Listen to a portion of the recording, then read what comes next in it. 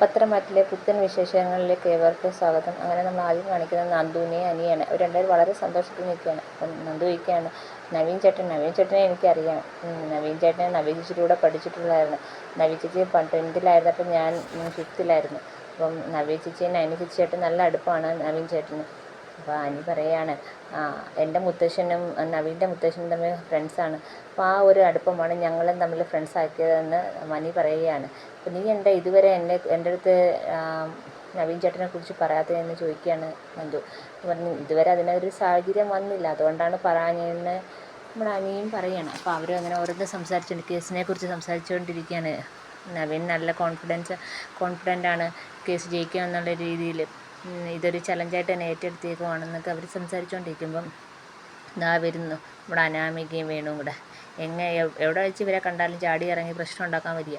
അപ്പോൾ അതേപോലെ ഈ പ്രാവശ്യവും ഇവരെ കണ്ട് വണ്ടി നിർത്തി അങ്ങോട്ട് വരികയാണ്. ഒന്നുടനെ വേണു ഓരോ സംസാരം തുടങ്ങി. ഇവിടെ ഒരു CI ആണെങ്കിൽ ഒരു SIയെ കല്യാണം കഴിക്കണമെന്ന് പറഞ്ഞ് നടക്കുകയാണ്. SI ആണെങ്കിൽ ഇപ്പോഴും അവിടെ ഇവിടെയൊക്കെ കറങ്ങി അടിച്ച് നടക്കുകയാണ്. അപ്പം നന്ദു വരുന്നു, അതിന് തനിക്കെന്താ വേണോടെ, താൻ തൻ്റെ കാര്യം നോക്കിയാൽ മതിയല്ലോ എന്ന് പറഞ്ഞുകൊണ്ട് നന്ദു അങ്ങ് ചെല്ലുവാണ്. അപ്പം പറയാണ്, എനിക്കൊന്നും ആവശ്യമില്ല, എന്തുവായാലും ഇതിനൊരു പരിഹാരം ഞാൻ ഉണ്ടാക്കും. ഇവനാണെങ്കിൽ എൻ്റെ മോളെ അടിച്ചു, ഇവൻ്റെ മുത്തശ്ശനാണെങ്കിൽ എന്നെയും അടിച്ചു. അപ്പോൾ ഞാൻ തൻ്റെ വീട്ടിൽ കയറി അടിച്ചതും തന്നെ ലോക്കപ്പിലിട്ട കാര്യവും പറയാത്തതെന്ന് നന്ദു ഉടനെ ചോദിക്കുകയാണ്. എല്ലാത്തിനും കൂട്ടി ഒരുമിച്ച് ഞാൻ കടം വീട്ടുന്നുണ്ടെന്ന് അനാമിക അന്നേരം പറയുകയാണ്. അപ്പം നന്ദു പറയാണ്, അത് നീ നാളത്തേക്ക് വെച്ചേക്കണ്ട, ഇന്ന് തന്നെ അതങ്ങ് തീർക്കുമെന്ന് പറയാണ്. അപ്പം അനാമിക അറിയണേ, രണ്ടുപേരും കൂടെ കൂടുതൽ ഷോ ഒന്നും കാണിക്കണ്ട, ഇതിനൊരു പരിഹാരം ഞാൻ കണ്ടെത്തും. നിങ്ങൾ രണ്ടുപേരും എന്തായാലും ഒരിക്കലും ഒരുമിക്കാൻ ഞാൻ സമ്മതിക്കത്തില്ല എന്ന് നമ്മുടെ അനാമിക വാശിയോടെ പറഞ്ഞിട്ട് പോവുകയാണ്. അപ്പം അനാമികയ്ക്ക് ഇവരെ നമ്മൾ ഒരുമിച്ച് നടക്കുന്നത് ഇഷ്ടമല്ല. അതിൻ്റെ പേരിലാണ് അനാമികയ്ക്ക് ഇവരെ കാണുമ്പോൾ അങ്ങനെ ചൊറിഞ്ഞിരിക്കുന്നത്. ഇത് കേട്ടപ്പോൾ നമ്മുടെ നന്ദുവിനും എനിക്ക് വളരെ ദേഷ്യം വന്നു. നന്ദു ഉടനെ അനി പറയുകയാണ്, വഴി കൂടെ എങ്ങനെയെങ്കിലും ഇറങ്ങി വന്ന് നമ്മളെ ശല്യം ചെയ്ത് ഒരടി വാങ്ങിച്ച് കൂട്ടാനാണ്. അത് പിന്നെ ഒരു കേസിന് ബലം കൂട്ടാൻ വേണ്ടിയുള്ള അവരുടെ പ്ലാനാണ്. ഈ നമ്മളെ കാണുമ്പോൾ വന്ന് ഓരോ പറഞ്ഞ് പ്രശ്നം ഉണ്ടാക്കുന്നതെന്ന് അനി പറയാണ്. പിന്നെ കാണിക്കുന്നത് നമ്മുടെ ഓഫീസിലേക്ക് നന്ദു വരികയാണ്. നന്ദു വന്നിറങ്ങുന്ന അങ്ങനെ സച്ചിയുടെ ഓഫീസ് റൂമിലേക്ക് ചെല്ലുകയാണ്. ഉടനെ നമ്മുടെ സച്ചി പറയാണ്, നന്ദു വാ, ആ കേസിനെക്കുറിച്ച്, അനന്തപുരിയിലെ കേസിനെക്കുറിച്ച് അറിഞ്ഞോ? അനാമികയാണെങ്കിൽ മുത്തശ്ശിക്ക് എതിരെ വരെ കേസ് കൊടുത്തിരിക്കുന്നു.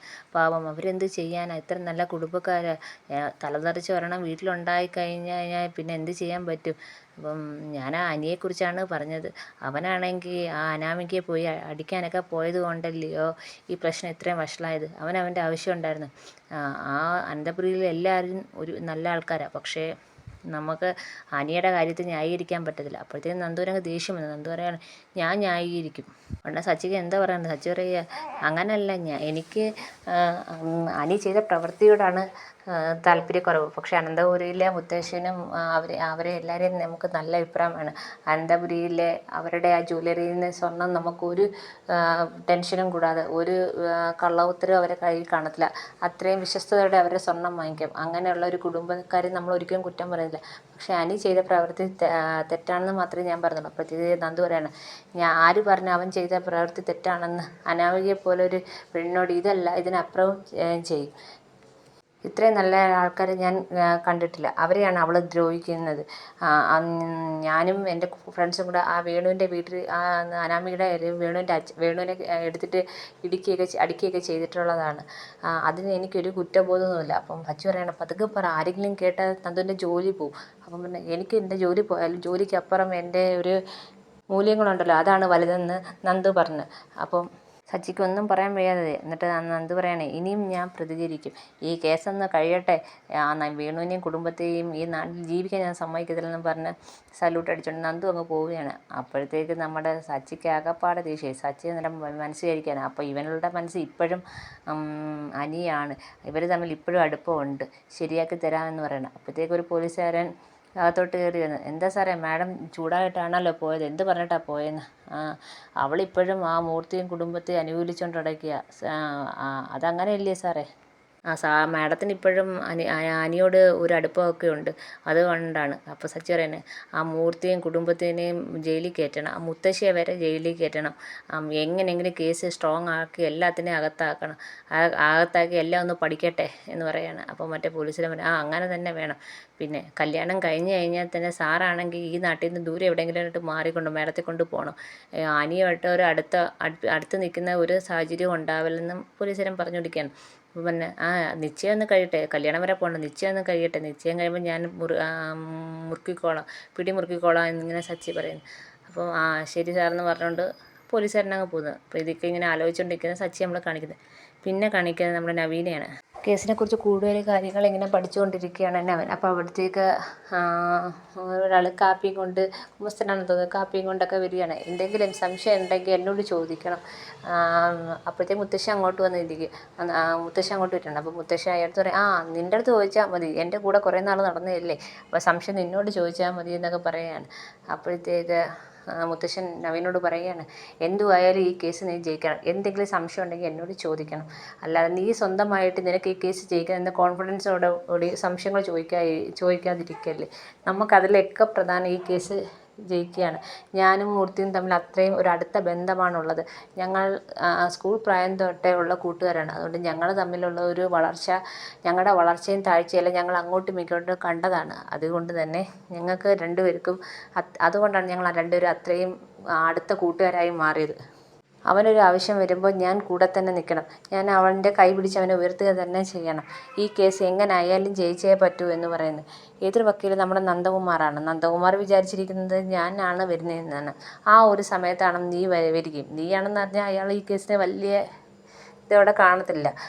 അപ്പം ഞാനാണ് വരുന്നതെന്നായിരിക്കും അയാൾ വിചാരിക്കുന്നത്. അപ്പം അങ്ങനെ ഇരിക്കുന്ന ഒരു സമയത്തായിരിക്കണം നീ ഉയർത്തെഴുന്നേൽക്കുകയും നീ കേസ് വാദിച്ച് ജയിക്കുകയും വേണ്ടുന്നത് എന്ന് നമ്മുടെ നരസിംഹ വക്കീൽ പറഞ്ഞു കൊടുക്കുകയാണ് കൊച്ചുമോന്. അപ്പോൾ നവീൻ പറയണേ, ഇല്ല മുത്തശ്ശൻ പേടിക്കണ്ട, എങ്ങനെയായാലും ഞാൻ ഈ കേസ് ഞാൻ ജയിച്ചിരിക്കും, ഉറപ്പായിട്ടും ജയിച്ചിരിക്കും. അതുകൊണ്ടാണ് എൻ്റെ മറ്റുള്ള കേസുകളെല്ലാം ഞാൻ ജൂനിയേഴ്സിന് കൊടുത്തിട്ട് ഞാൻ ഈ ഒരു കേസിന് മാത്രം ശ്രദ്ധ വെച്ചേക്കുന്നതെന്നൊക്കെ പറയാണ്. അപ്പോൾ മുത്തശ്ശൻ പറയാണ്, നരസിംഹ വക്കീൽ പറയണേ, എങ്ങനെയായാലും ഇത് ജയിച്ചേ പറ്റൂ. അതുമാത്രമല്ല നന്ദകുമാറിന് ഏത് തരംതാഴ്ന്ന പ്രവൃത്തിയും ചെയ്യും ആ വക്കീൽ. അയാൾക്ക് ഇതിൻ്റെ കിട്ടുന്ന ഇതിൻ്റെ 25% കിട്ടുമെന്നുള്ള അത് കിട്ടുമെന്നൊരു ഉറപ്പിലാണ് ഈ കേസ് ഏറ്റെടുത്തത് തന്നെയെന്ന് നമ്മുടെ നരസിംഹ വക്കീൽ കൊച്ചുമോനോട് പറഞ്ഞു കൊടുക്കുകയാണ്. എന്നൊക്കെ പറഞ്ഞ് അയാളങ്ങ് പോവുകയാണ്. എന്നിട്ട് പറയാണ്, നാളെ ഇനിയിപ്പം അനന്തപുരിയിലേക്ക് പോകണം, അവിടെ ചെന്ന് കേസുമായി ബന്ധപ്പെട്ട കാര്യങ്ങളെല്ലാം തിരക്കണം.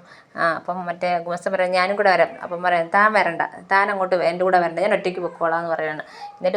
എന്നിട്ട് ഗുമസ്തൻ പറയാണ്, അമ്മയുടെ പ്രാർത്ഥനയും കൂടെ എത്രയും പെട്ടെന്ന് നടക്കട്ടെ, ഈ കേസൊക്കെ ജയിച്ചിട്ട് വേണം കല്യാണം നടത്താൻ. അമ്മ എപ്പോഴും അത് പറഞ്ഞല്ലേ വഴക്കുണ്ടാക്കിക്കൊണ്ടിരിക്കുന്നത്. അപ്പം നവീൻ പറയാം, ആദ്യം ഇയാൾ കല്യാണം കഴിക്കുക.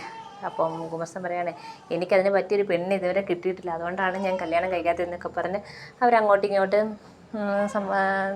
സംസാരിച്ചിട്ട് അയാളെ പോവുകയാണ് ചെയ്തത്. പിന്നെ നമ്മൾ കാണിക്കുന്നത് നമ്മുടെ അനന്തപുരിയിലാണ്. അനന്തപുരിയിൽ എല്ലാവരും ഇതിനെക്കുറിച്ച് ഇങ്ങനെ ചർച്ച ചെയ്തുകൊണ്ടിരിക്കുകയാണ്, കേസിനെക്കുറിച്ച്. അപ്പം നമ്മുടെ ആദർശ് പറയാണ്, നവീൻ നല്ല കോൺഫിഡൻ്റ് ആയിട്ടിരിക്കുകയാണ്, നവീന് ജയിക്കുമെന്നുള്ള ഒരു ഇതുണ്ട്. ദേവേനി പറയാണ്, ഒന്നാമത് അനാമികയെ അനി തല്ലി, അത് മാത്രമല്ല മുത്തശ്ശനാണെങ്കിൽ വേണുവിനെ തല്ലി. അപ്പോൾ ആകപ്പാടെ അവർക്ക് കേസ് അനുകൂലമായിരിക്കുകയാണ്. ഇവൻ തന്നെയാണ് അനാമികയെ നമ്മളെ പരിചയപ്പെടുത്തിയതും പിന്നെ അവരെ വിവാഹം നടന്നത്. എന്തായാലും ഈ ഒരു കേസിലൂടെ അവളിൽ നിന്ന് രക്ഷപ്പെട്ടല്ലോ എന്ന് നമ്മുടെ ദേവയാനി പറയുകയാണ്. അപ്പോൾ നയന പറയാണ്, അമ്മ പേടിക്കണ്ട, നവീൻ നല്ല മിടുക്കനാണ്, എനിക്കറിയാവുന്നതാണ്. അവരിങ്ങനെ സംസാരിച്ചുകൊണ്ടിരിക്കുമ്പോഴാണ് നമ്മുടെ നവീൻ കാറിൽ വന്ന് അങ്ങോട്ട് ഇറങ്ങുന്നത്. നവീനെ കണ്ടപ്പോഴേ എല്ലാവർക്കും സന്തോഷമായി. അപ്പം ദേവേനെ ചോദിക്കാം, മോനെ കേസിൻ്റെ കാര്യം ആൻറ്റി പേടിക്കണ്ട, കേസ് എന്തായാലും നമ്മൾ ജയിക്കുക തന്നെ ചെയ്യും. എന്ന് വെച്ച് കഴിഞ്ഞാൽ ഞാനല്ലേ എൻ്റെ മുത്തശ്ശൻ തന്നൊരു കേസല്ലേ, ഞാനതുകൊണ്ട് അത്രയും ശ്രദ്ധിച്ചാണ് ഈ കേസുമായി മുന്നോട്ട് പോകുന്നതൊക്കെ പറയുന്നുണ്ട്. അപ്പം അനിയടുത്ത് ചോദിക്കുകയാണ്, മുത്തശ്ശനെ വിളിച്ചാലും മുത്തശ്ശൻ എന്തിയെ? അപ്പോൾ മുത്തശ്ശനോട് മോളിൽ ഇരിപ്പുണ്ടെന്ന് പറയുന്നത്. എന്നാൽ ഞാൻ പോയി മുത്തശ്ശനെ കാണാൻ പോട്ടെ എന്ന് പറഞ്ഞിട്ട് നവീൻ കയറി പോവുകയാണ്. പിന്നെ കാണിക്കുന്നത് നമ്മൾ മുത്തശ്ശിയും നവീനും കൂടി ഇരിക്കുന്നതാണ്. അപ്പം മുത്തശ്ശിയടുത്ത് പറയാണ്, മുത്തശ്ശിക്ക് പേടിയുണ്ട്. അപ്പം മുത്തശ്ശി പറയാണ്, മോനെ ഞാൻ സത്യം പറയാം, എനിക്ക് പേടിയുണ്ട്. പോലീസും കോടതിയും ജയിലും ഒന്നും എനിക്ക് ഒരു പരിചയമില്ലാത്തതല്ലേ, എനിക്ക് പേടിയുണ്ട്. അപ്പം നവീൻ പറയാണ്, അവിടെ ഇരിക്കുന്നൊരു മനുഷ്യരാണ് മുത്തശ്ശി, പേടിക്കേണ്ട ആവശ്യമൊന്നുമില്ല.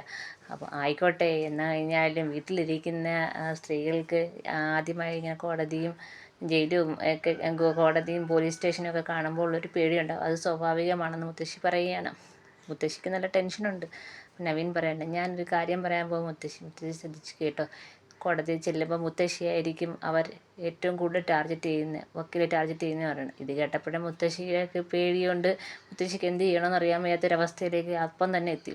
അപ്പം കാരണം എന്ന് വെച്ചാൽ മുത്തശ്ശിയുടെ കണ്ണ് നിറഞ്ഞാൽ മാത്രമേ മുത്തശ്ശൻ ഇതിന് അവർക്ക് വേണ്ടുന്ന അവർ ചോദിക്കുന്നത് മുത്തശ്ശൻ കൊടുക്കത്തുള്ളെന്ന് അവർക്കറിയാം.